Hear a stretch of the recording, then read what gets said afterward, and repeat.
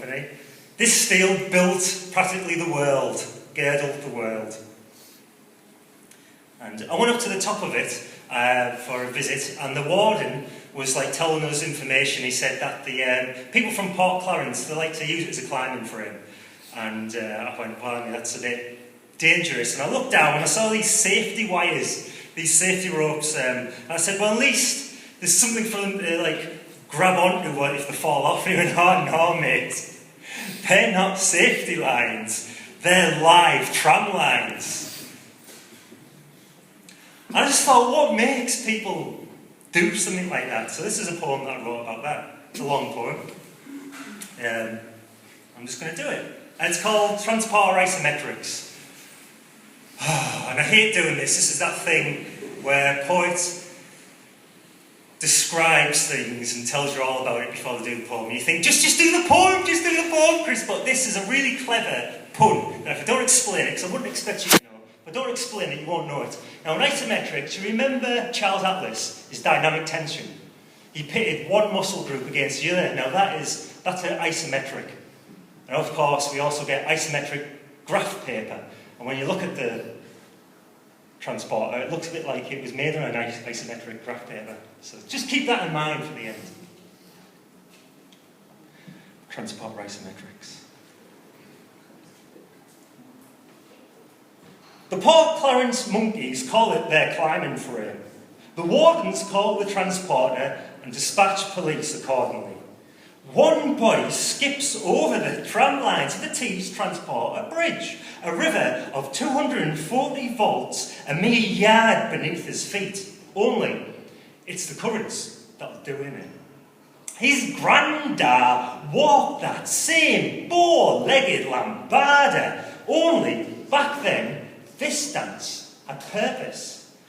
Iron extractors, coal miners, steel workers, pig bed handlers, freight train drivers, rivet handlers, all scaffolded the legs of the half-complete transporter. Now, the Port Clarence boys climb the north leg and strut across steel X's in a macabre pose. Hovers death's obdurate scythe, ready to cut unwanted wheat in its prime. He's always the ones that pigs pull up. He likes to take the heat off his boys. They tell him he is so pig-headed, just like his granddad, who tightrope these same X sections with loop-red rivets. Aye, he'd awake in a pig bed and take a galvanic bath. Bairns today, they don't know they're born. His granddad always danced with death all over this town, in the factory and out. A fair day's work for a fair day's pay, he used to say. People like us are the hands of the country, he'd say. The bayonets, the bridges, the bombs, the railways, the ships, the combine harvesters, the submarines, not their head. Let them keep the libraries and museums, hang their education. Look up under the Sydney Harbour Bridge and know what you'll see. Dormin Long you'll see stamped into every girder. We're world famous. This town isn't about art galleries and libraries. Want to know the culture of this town? It's iron and steel. Arts. Media. The cloud. Money used to mean something in his granddad's day. Take a trip to Australia and stand in the Sydney Harbour Bridge. Every gird is stamped Dormin Long, like an empty postcard.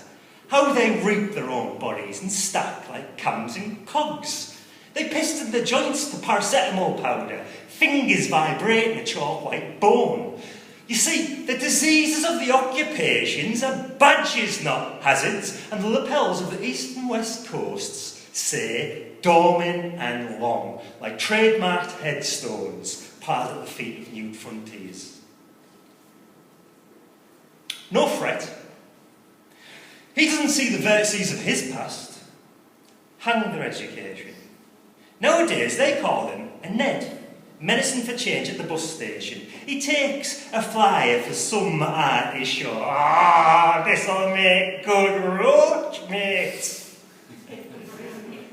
They then struck the X-struts. He'll have X's for eyes like a cartoon, says the booking sergeant. Like the bread mountains in Europe, the industrial boom and bust towns of states hold all the surplus, remarks the constable. They found a use for slag and pig iron, reclaimed their wetlands and even walled in a river. What's your excuse, lad? The pig beds, rabbit warrens. The estates are rat mazes. How we package our water and dinosaur remains, only people won't be processed. Now, there's no equatorial girdle to build. The world's been brought in sharp enough at the hips. And the Port Clarence monkeys know of nought else than to tread on one another and trade blows with invisible foes and pit themselves against the movable forces for shits and giggles. This is their calisthenics. This is their lively graph paper. These isometrics where they struck the beams and bait power.